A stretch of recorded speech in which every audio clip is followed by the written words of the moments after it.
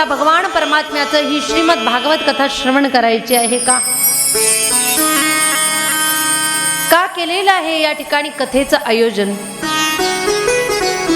कथा कीर्तनाने तुमच्या आमच्या जीवनामध्ये काय लाभ होतोय? का करतोय आपण आयोजन?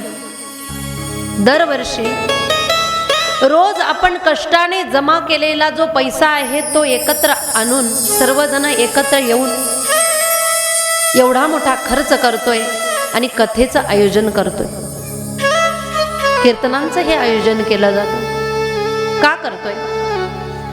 त्याचं कारण असं आहे, कथा आणि कीर्तनाच्या माध्यमातून संस्कृती टिकवून ठेवता येते. सुसंस्कार आणि संस्कृती टिकवण्याचं जर प्रभावी कोणतं साधन असेल तर ते साधन आहे कथा कीर्तन नामसप्ताह. हे सगळ्यात प्रभावी साधन आहे.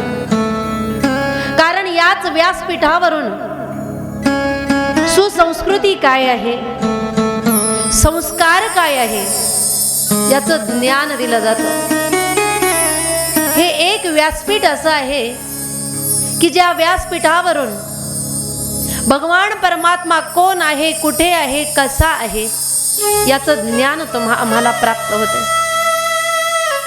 भक्त काय आहे, भक्ती काय आहे, भक्ती कशी करायची आहे, का करायची आहे, त्या भगवान परमात्म्याचा स्वभाव कसा आहे आणि त्याला कसं प्राप्त करून घ्यायचं आहे याचं ज्ञान याच व्यासपीठावरून प्राप्त होते. पारमार्थिक भक्तीचा प्रचार आणि प्रसार याच व्यासपीठावरून होत असतो. भावी पिढीमध्ये कोणत्या प्रकारचे संस्कार असले पाहिजेत, त्यांना कोणत्या प्रकारचं ज्ञान असलं पाहिजे, हे सर्व कथेच्या कीर्तनाच्या माध्यमातून तुमच्यापर्यंत आमच्यापर्यंत पोहोचते. कारण आज स्थिती अशी आहे की आजच्या स्थितीला जे पुराणांमध्ये असणारे विचार आहे, संतांनी सांगितलेले जे विचार आहे, जे नियम आहे, हे पुढच्या पिढीपर्यंत पोहोचवणं फार गरजेचं झालेलं आहे. कारण एक हा पारमार्थिक भाग सोडता जर बाहेरच्या जगाचा विचार केला तर भावी पिढी बाहेरून चांगलं काही शिकेल असं बाहेर कुठेही साधन शिल्लक राहिलेलं नाही. एक विद्यालय सोडता आणि स्वतःचं कुटुंब सोडता बाहेर आज अशी स्थिती आहे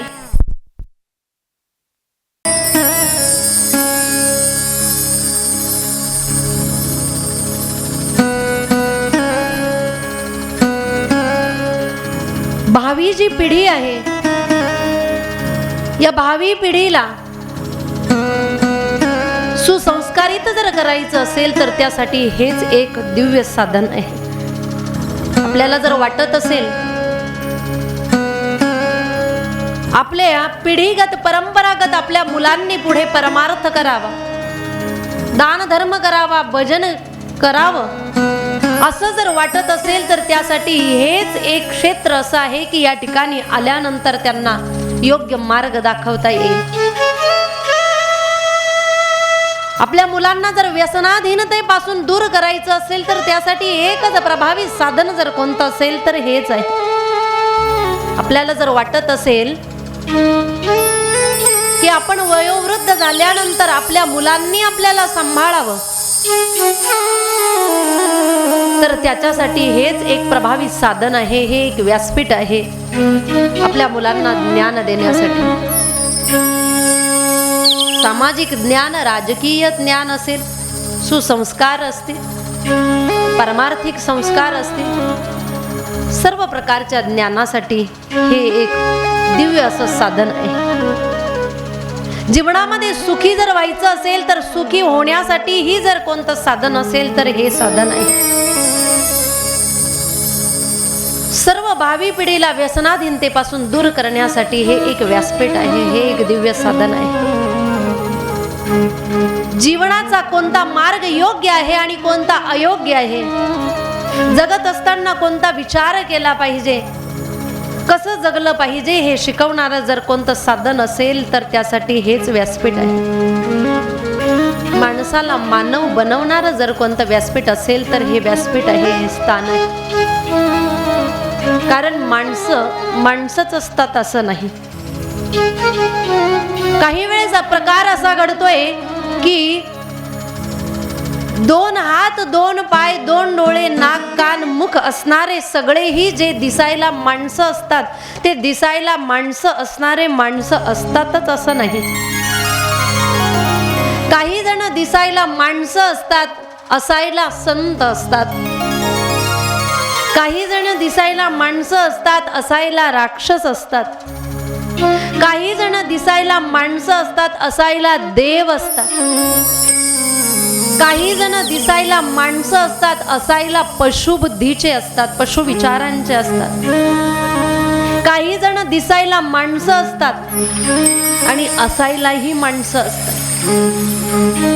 म्हणून आंतरिक ते कशा पद्धतीने आहे, देव आहेत, संत आहे, पशु विचाराचे आहेत की माणसं आहेत, यामध्ये ते आंतरिक दृष्ट्या कसेही असले परंतु या ठिकाणी जर येऊन बसले तर कथा श्रवण केल्यानंतर, कीर्तन श्रवण केल्यानंतर ही कथा माणसाला माणूस बनवणारी कथा आहे. म्हणून आज कथेची फार गरज आहे, कीर्तनांची गरज आहे. या गोष्टीची नितांत आवश्यकता आहे जीवनामध्ये. एक लक्षात ठेवा, जर कथा कीर्तन नसले असते तर या जगामध्ये भ्रष्टाचार वाढेल. कथा कीर्तन हा पारमार्थिक मार्ग जर बंद झाला होणार नाही, परंतु जर हा मार्ग बंद झाला तर माणूस माणूस म्हणून कधीही जगणार नाही. तो पशु बुद्धीचा व्हायला वेळ लागणार नाही, तो अधर्मी व्हायला वेळ लागणार नाही, भ्रष्टाचार वाढायला वेळ लागणार नाही. जोही मनामध्ये जेही प्रकारचे विचार आहे हे विचार पशु विचार व्हायला वेळ लागणार नाही. कारण याच माध्यमातून कर्म काय पाप काय याचं जर ज्ञान झालं तर जीवात्मा पाप करताना सुद्धा घाबरतो. पाप केलं तर मला ते भोगावं लागेल ही भीती कुठेतरी त्याच्या अंतकरणामध्ये निर्माण होते. त्याच्यामुळे हे व्यासपीठ हे स्थान असं आहे की या ठिकाणी आल्यानंतर पाप करण्यापासून जीवात्मा दूर राहतो. मनुष्याची विचार शुद्धी जर करायची असेल तर विचार शुद्धी करण्याचं जर कोणतं साधन असेल तर हेच साधन आहे. या ठिकाणी आल्यानंतर जीवात्म्याची मनुष्याची विचार शुद्धी होते. ज्याचे विचार शुद्ध झाले, विचार शुद्ध झाल्यानंतर त्याचे आचार सुद्धा शुद्ध होते. त्याचा आचार शुद्ध होतो, आचरण शुद्ध होतो. आचरण त्याचं शुद्ध झालं की त्याच्या जीवनामध्ये होणाऱ्या हालचाली सुद्धा पवित्र होतात, योग्य होतात. म्हणून हे व्यासपीठ सर्व अंगाने फार महत्वाचं आहे आणि आज याची नितांत गरज आहे. माता पिता आपल्यासाठी काय करतायत याचं ज्ञान देणारं सुद्धा हे प्रभावी व्यासपीठ आहेत. माहित असताना सुद्धा पुन्हा एकदा जागृती करून देणारं हे दिव्य व्यासपीठ आहे. शिवरायांनी केलेलं कार्य हे तुमच्यापर्यंत आमच्यापर्यंत पोहोचवणारं जर दिव्य साधन असेल तर हे तरुणाईमध्ये सगळ्यांना जागृत करणारं मार्गदर्शक असणारं दिव्य व्यासपीठ हे त्यासाठी आहे. म्हणूनच आज कथा कीर्तनाची नितांत गरज आहे. पारमार्थिक दृष्ट्या जर विचार केला तर भक्तीचा प्रचार प्रसार करणं, अंतःकरणामध्ये वैराग्य निर्माण करणं, अंतःकरणातली भक्ती जागृत करणार हे स्थान आहे. आपलं जीवन सफल जर करायचं असेल तर जीवन सफल करायला लावणार मार्गदर्शक असणारं स्थान म्हणजे हे व्यासपीठ आहे, हे स्थान आहे, कथा कीर्तन आहे. आज ही नितांत गरज आहे कथा कीर्तनांची. का हो, याच कथेमध्ये, याच ठिकाणी कधी कधी सतयुगामध्ये घडलेल्या कथानकांचं वर्णन केलं जातं. या ठिकाणी कधी कधी त्रेतायुगामध्ये घडलेल्या कथानकांचं वर्णन केलं जातं. द्वापार युगामध्ये घडलेल्या घटनांचं वर्णन केलं जातं. नवे नवे हजारो वर्षापूर्वी, अनेक चतुर्युगांपूर्वी घडलेल्या घटनांचं वर्णन या ठिकाणी केलं जातं. आज आपल्याला ते श्रवण करण्याची काय गरज आहे? कारण आज जर विचार केला, मागच्या महिन्यातलं मासिक जरी आपल्या हातामध्ये पडलं, ते मासिक जर आपण उघडलं आणि त्याच्यावरची तारीख जर आपण बघितली, तर आपण म्हणतो हे मागच्या महिन्याचं आहे, जुनं झालेलं आहे. रद्दीमध्ये ते ठेवल्या जातं. ते का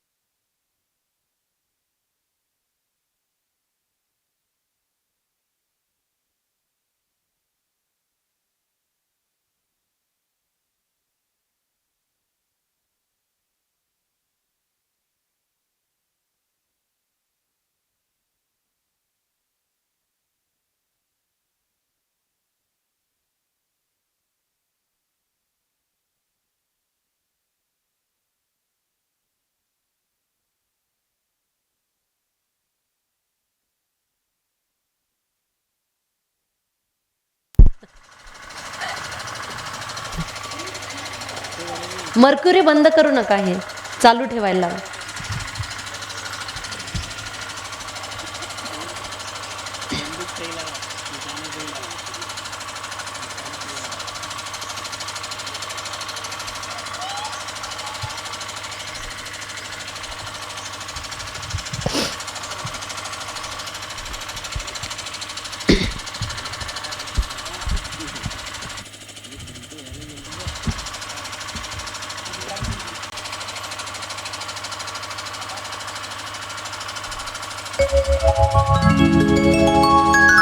मागच्या महिन्यातलं मासिक जरी आपल्या हातामध्ये आलं तरी आपण त्याला रद्दी समजतो. जे कामाचं नाही म्हणून ते निरुपयोगी म्हणून बाजूला ठेवलं जातं. मागच्या सप्ताहाचं साप्ताहिक जरी आपल्या हातामध्ये पडलं तरी ते साप्ताहिक उघडल्यानंतर, ते साप्ताहिक हातामध्ये आल्यानंतर आपण जर तारीख बघितली तर आपण म्हणतो हे मागच्या सप्ताहातलं आहे, हे आत्ताचं नाही, हे रद्दी झालेलं आहे, हे जुनं झालेलं आहे. ते सुद्धा आपण बाजूला ठेवून देतो, रद्दीमध्ये जमा करतो.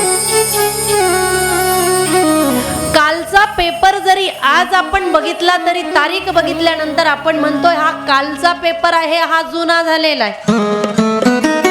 तो पेपर सुद्धा आपल्याला चालत नाही. आपण म्हणतो आजचा पेपर कुठे आहे? मागच्या महिन्यातलं मासिक आपल्याला जुनं वाटतंय, मागच्या सप्ताहातला साप्ताहिक सुद्धा आपल्याला जुनं वाटतंय. कालचा पेपर सुद्धा आज आपण वाचत नाही, तो सुद्धा आपल्याला जुना वाटतोय. मग हजारो वर्षापूर्वी घडलेल्या, पुराणांमध्ये घडलेल्या कथा आज आपण का श्रवण करत आहोत? पुराणात घडलेल्या ज्या गोष्टी आहेत, जे प्रसंग आहेत, ते आज आपल्याला श्रवण करण्याची काय गरज आहे? तर त्याचं कारण एकच आहे की पुराणांमध्ये घडलेल्या ज्याही घटना आहेत त्या आज सुद्धा प्रेरणादायी आहेत, त्या मार्ग दाखवणाऱ्या आहेत, तुम्हा आम्हाला माणूस बनवणाऱ्या आहेत, तुम्हा आम्हाला विचारशील बनवणाऱ्या आहेत, तुम्हा आम्हाला ज्ञान प्रदान करणाऱ्या आहेत. म्हणून आज सुद्धा पूर्वी घडलेल्या घटनांची आज सुद्धा नितांत गरज आहे. या कथा आपलं जीवन दिव्य बनवणाऱ्या कथा आहेत. म्हणून आज सुद्धा आपल्याला त्रेतायुगातल्या, द्वापार युगातल्या सुकृत युगातल्या घटनांचं श्रवण करण्याची नितांत गरज आहे. आपले विचार विशुद्ध करणाऱ्या या दिव्य कथा आहेत ज्या आपल्याला श्रीमद भागवताच्या माध्यमातून श्रवण करायच्या आहेत. काय आहे श्रीमद भागवत? ब म्हणजे भक्ती, ग म्हणजे ज्ञान, व म्हणजे वैराग्य आणि त म्हणजे त्याग. भक्ती, ज्ञान आणि वैराग्य आणि त्याग शिकवणारा जर कोणता ग्रंथ असेल तर तो आहे श्रीमद भागवत रूपी ग्रंथ.